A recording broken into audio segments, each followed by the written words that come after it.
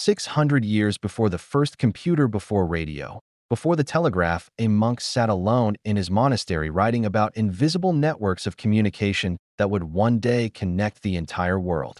His name was Johannes Trithemius, and what he described sounds eerily like the internet.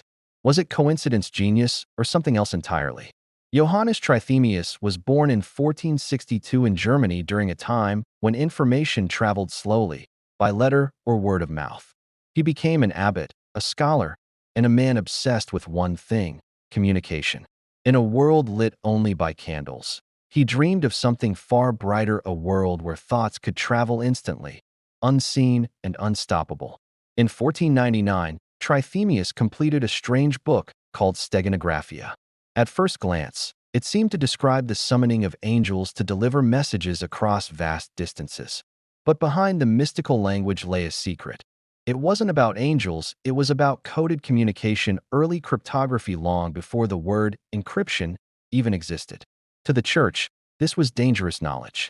They accused him of witchcraft, and his book was banned for centuries. Centuries later, modern linguists discovered the truth. Trithemius had hidden mathematical patterns and coded messages inside his work. He described invisible messengers that could carry information through unseen channels. Concepts that sound strikingly similar to how data travels through radio waves, fiber optics, and the digital web today. He called it divine transmission. We call it wireless communication. Trithemius believed knowledge should be shared, not hoarded. He imagined a future where every person could access the same information, where the walls of the monastery would fall, and minds across the world would be connected by invisible threads of thought. Sound familiar? That idea, the universal web of knowledge, became the foundation of the internet's philosophy centuries later. Some historians argue Trithemius was not predicting technology, he was simply exploring the deepest laws of communication itself.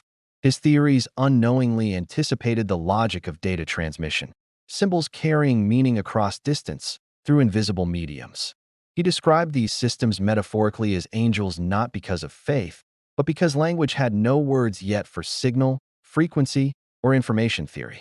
It took more than 400 years for humanity to catch up.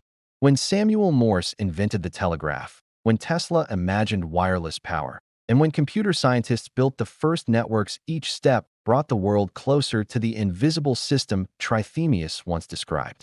He never lived to see it, but his dream, a network of souls bound by knowledge, had already begun. For Trithemius, information was sacred. He saw communication not just as a human act, but a divine one, a bridge between minds and worlds. In that sense, the internet is the realization of his spiritual vision, a digital cathedral of human thought, where billions share, confess, and connect. But he also warned, knowledge untempered by wisdom becomes chaos, a warning that feels eerily relevant today. In his later writings, Trithemius hinted that humanity would one day be overwhelmed by its own communication, that the web connecting us could also trap us, a prophecy of information overload, disconnection, and digital noise. It's as if he foresaw not only the internet's creation, but its curse. How did he know?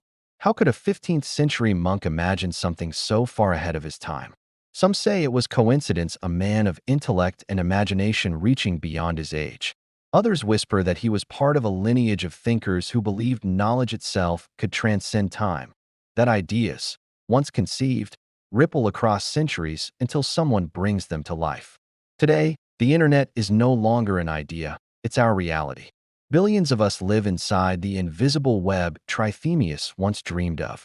Our thoughts move through the air at the speed of light. And yet, we are still learning to balance its power, the same way he warned 6 centuries ago. Maybe the internet was never just a machine. Maybe it's the next step in humanity's oldest desire: to connect, to share, to be understood. A dream so ancient that even a monk in a camel cell could see it. A vision forgotten until now.